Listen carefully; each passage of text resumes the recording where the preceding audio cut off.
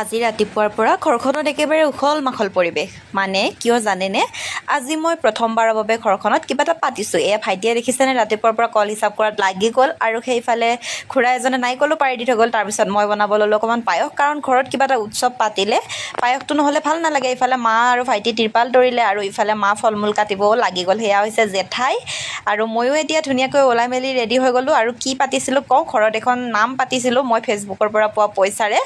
আৰু এয়া নামতি আহি গ'ল আৰু সকলোৱে নাম ধৰি আছে।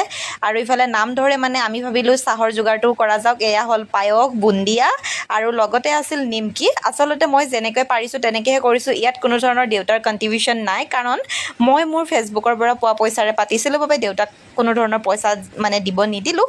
আৰু যিমানখিনি পাৰিছোঁ নিজে চেষ্টা কৰিলোঁ আৰু নাম গাই হৈ গ'ল। এতিয়া প্ৰসাদ বিতৰণৰ সময় হৈ গ'ল। ওপৰৰ তিৰপালখন খহি দিলে বাৰু এতিয়া। আৰু এয়া প্ৰসাদ বিতৰণ কৰি আছে, আশীৰ্বাদ কৰিব দেই।